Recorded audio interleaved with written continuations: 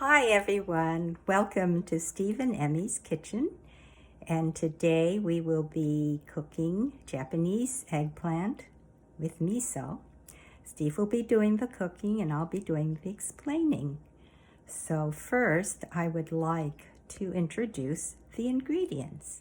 First we have Japanese eggplant. Okay, actually these are Chinese eggplants because Japanese eggplants are much shorter. But you'll notice that this Chinese eggplant is quite tall and slender, very different from American eggplants, which tend to be rounder and fatter.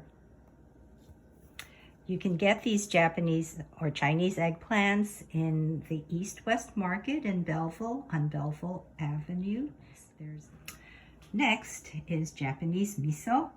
This is shiro miso. And you'll see that shiro miso is not really white. It's more of a medium brown color. There are many kinds of miso. I read that in Japan there are at least 1,000, but this is shiro miso, and it's a lighter, less salty version than the aka miso or red miso, which is not really red, it's really very dark.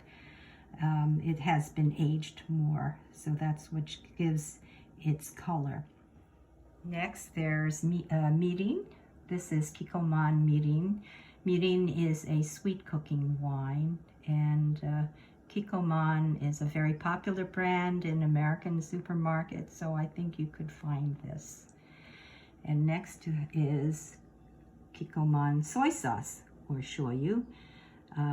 They have the less sodium version, and they also have the saltier version. I use the saltier version, which has more taste.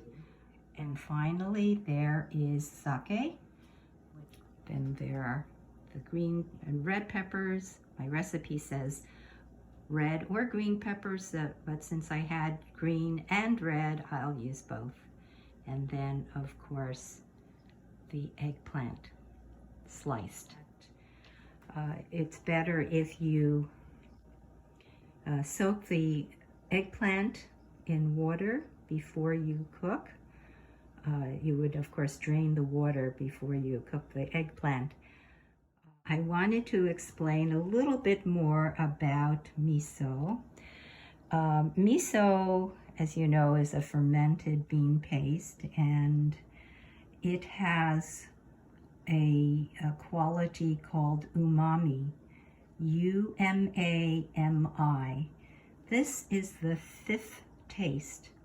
There's salty, sweet, bitter, and sour, and umami came into being in the 1980s, and this is a savory taste, a pleasant savory taste. So there are many foods that have umami, one of which, of course, is this miso, but there is also Parmesan cheese and seaweed and mushrooms, particularly shiitake mushrooms, which are very essential to Japanese cooking. Umami has a very high level of the amino acid glutamate, and it really adds flavor. If you use miso, you can use it, of course, in making miso soup, but in other things. I wanted also to say that the recipe proportions, because when we make it, we don't have exact proportions. It's always a matter of taste. But the proportions I got from this book called Japanese, and it is published by Paragon Press in England. The author is Lily Grimes, and it has the proportions that I used for the recipe in the newsletter. Steve, and he's going to be our chef for today. He's put in olive oil in a pan, and he's just waiting for it to heat up.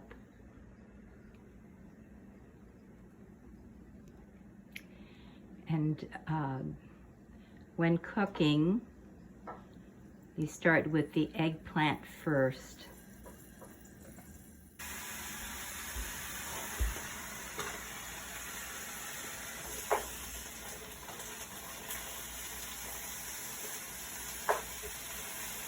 For the sauce, I've already mixed the sauce over here, so this is what it looks like.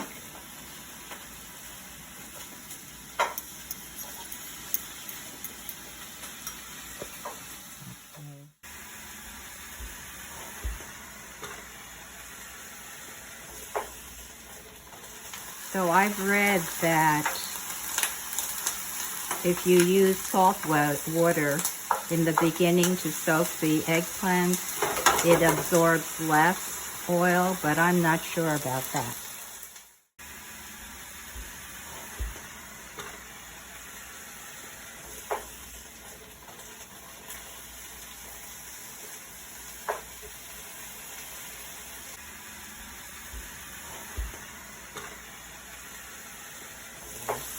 More oil, but this is extra virgin olive oil, so it's healthy.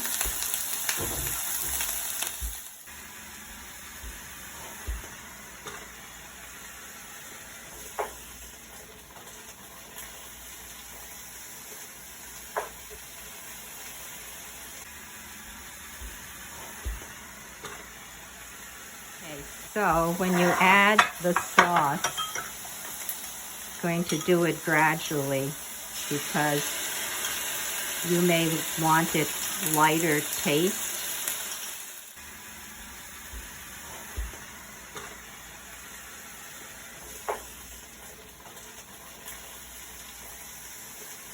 Steve always adds more sake.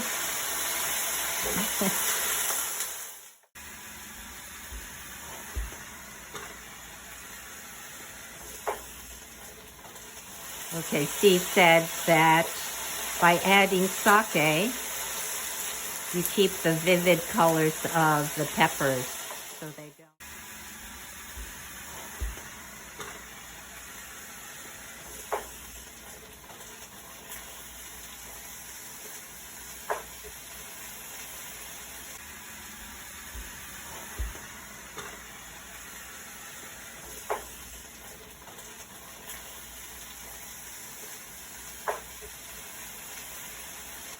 And you'll notice that the heat is pretty high. Yeah. Okay. Oh, the sake also helps to steam the vegetables.